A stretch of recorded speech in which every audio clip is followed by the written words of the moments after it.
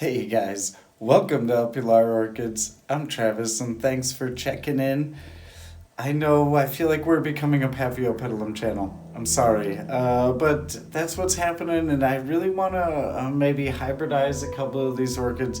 Don't know what to do and love some thoughts and some feedback and critiques but I got to do it soon because these guys are just opening up and try to do it within the first week or so when they're really fully developed, which that's too late for some and it's not going to be early enough, soon enough for some others. So anyway, let's look a little bit closer, see what's happening, and compare these flowers and why we're thinking about maybe trying to breed them.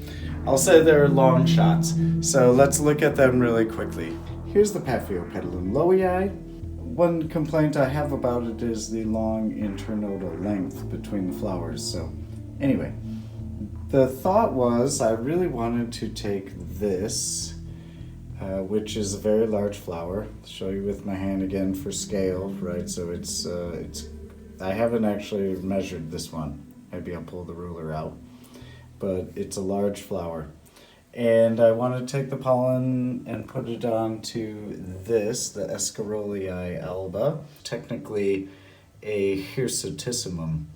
So just so you know, that is like I did measure this one, it's like 5 inches across, so yeah, 12.5 centimeters petal to petal, and amazing flower. This one is a very vigorous plant as well. There's the plant right for the Escarolii alba, and a much more vigorous plant, skinnier leaves, grows a lot of fresh new leaves, so we're expecting more flowers here in the future with that one, of course.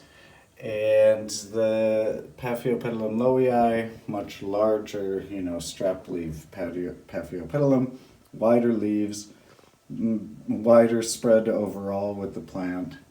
That's the one there right in the middle, and much taller inflorescence. Obviously you can see the difference right between these plants.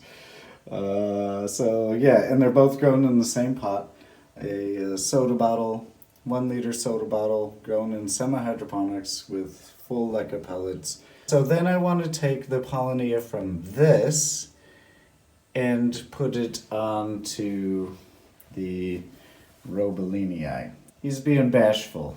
Yeah, it's not really opening. So, oh yeah, and this is also a pretty vigorous plant. It's that one there. Got a nice new fan growing and a little start of another, and this is the oldest fan, first time bloomer. Now let's look at one other aspect of the Paphiopedilums, besides the flower symmetry, and obviously the differences in petals. One reason this is like not a Hail Mary per se in the Paphiopedilum breeding world. This is a multifloral, right? Multiple blooms. This is a different subgenera within the paphs, and it is a single monofloral, one flower on the inflorescence. And of course the lowii is again a multifloral. So we want to take multifloral, put it on a monofloral, monofloral onto another multifloral. Here's the thing. I just think that the cross between the lowii here, very large flower, and it kind of has like, similar color trends with like the change in color towards the ends of the petals. And I think that would blend well with this. Now, it's an alba viridis, so it's not technically a full alba. There is some obvious pigmentation, I guess. I don't want to get into the technicalities of whether it's like a recessive trait. It might be like a 2-generation thing, if you even get any viable seed. And even then, like, this is a really, it's a big, not a risk, but yeah, you're gonna get a lot of weird, bad things, and maybe 1 or 2 diamonds in the rough. And we don't have a lot of room to, grow out like 100 plants, if you even would get 100 plants. Anyways, and then the same goes for this cross back here. Now, it would be nice because the flower is so large, it would be nice to influence the flower size on the Robelinii because it's kind of small, right? It's a very tiny, I'll show you my hand for reference here on this one, right? So it's very petite, let's say. The coloration is getting nicer as it opens, but it's very shy in opening. It's taken its time. The second flower is also taken its time. The petals aren't necessarily super long, but yeah, for a first time bloomer it's nice, and I would like it's not opening, so it's been cracking open for a couple days, and you can see how cup shaped the flower is there.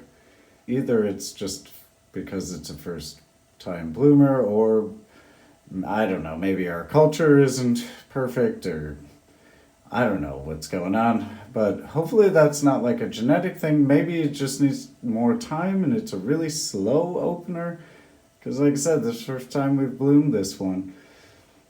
Yeah, but this is a really nice flat flower, right? So within the Paphiopedilums, like you kind of, it's not perfectly flat, but you want more of like a even lateral spread, I guess you could say, between the flower parts, right? Like everything kind of lines up nicely. It does have a bit of a cupped hood, but it's only been open for like 2 days, so we gotta like make something happen with that.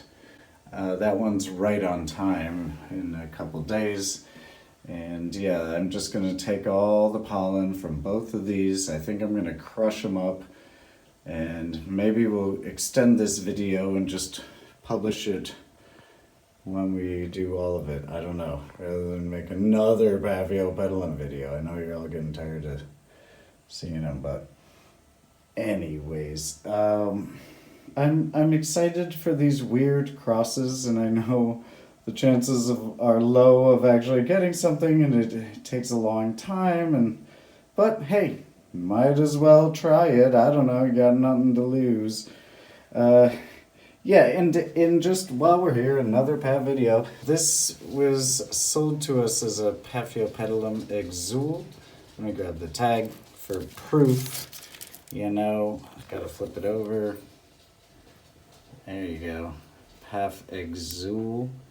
And I'm not sure. The Paph exuls that I've seen pictures of have like orangish kind of flowers, and this one looks pretty dark. Yeah, maybe it's just the back of the flower has like dark pigment, and I just gotta wait and see. I don't know. Really confused based on what I've seen. Again, first time bloomer for us, a pretty vigorous plant. We use this as the example of an alternative, potting, because it's also grown in semi-hydroponics and full leca, watered and fertilized all the same. And then we did also repot into a larger semi-hydro container, the Limianum. And then I thought I was going to have to cut the spike, but now it's opening another flower, so that's cool. A couple new growths, and there's a few new tiny little starts down the base, so that plant's, I think we repotted at the right time. It's like, March, and we did it in I don't know, late January or something like that. I repotted that, so that's not a bad time. They can kind of be repotted anytime into larger containers, different containers, whatever. And also not fussy is the Bellatulum.